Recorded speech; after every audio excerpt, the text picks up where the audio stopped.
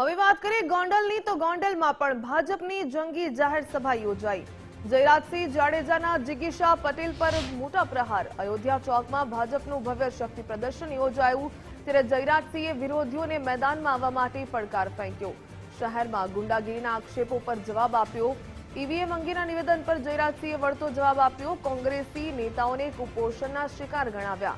જિગીશા પટેલ જૂનાગઢના મતદાર હોવાનો દાવો કર્યો, તો ગોંડલ સાથે તેમને કોઈ લેવા દેવા નથી તેવું પણ જયરાજસિંહે નિવેદન આપ્યું। સાથે જ વિડીયો ક્લિપિંગ મુદ્દે બ્લેકમેલિંગનો ગંભીર આક્ષેપ લગાવ્યો। અપક્ષ ઉમેદવાર રીતુબેન બાવળિયા ભાજપમાં જોડાયા, ત્યારે વોર્ડ નંબર 3ની ટીમે ભાજપને ટેકો આપ્યો। ચૂંટણી પ્રચારમાં રાજકીય માહોલ ગરમાયો। ભાજપના નેતાઓએ વિરોધીઓને આડે હાથ લીધા। આખા ગોંડલને સીધે સીધું ધરમૂળમાંથી ઉપાડ્યું। ગોંડલ એટલે મિર્ઝાપુર। પેલી હું ચોખવટ કરી લો કે તમે બધા સભામાં આવ્યા છો, પ્રેમથી આવ્યા છો ને, દાદાગીરી આમાં કોઈ અશોકભાઈ માયરા બાયરા નથી ને કોઈ ને, આમાં તો ભલું પૂછો બાપા, જાજા માણા થાય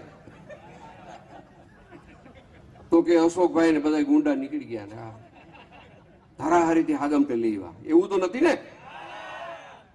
આપણે અયોધ્યા ચોકમાં બેઠા છીએ, ખોટું નહીં બોલવાનું।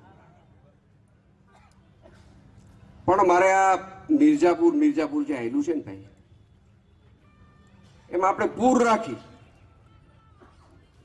પણ આગળનું મિર્ઝા આપણે કાઢી નાખવું છે। આ ગામનું નામ આપણે ઉર્જાપુર રાખી દઈએ।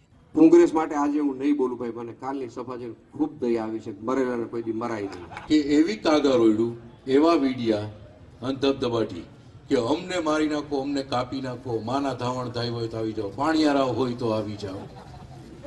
મિત્રો, હું આપ સૌને એક વસ્તુ કહેવા માંગુ છું, આ ગોંડલ શહેરની 1,12,000નું મતદાન છે। 1,12,000ના મતદાનની અંદર ભારતીય જનતા પાર્ટી હોય એમને પણ 44 ટિકિટ આપવાની હોય, કોંગ્રેસને પણ જ આપવાની હોય, અન્ય પક્ષોને પણ જ આપવાની હોય। હું તમારામાંથી એક પણ વ્યક્તિને ઊભો કરું અને એને એમ કહું સાંજે તમે 50 લોકો લઈ આવજો, એટલે તમારામાં સૌમાં તાકાત થઈ છે 50 જણા લઈ આવવાની।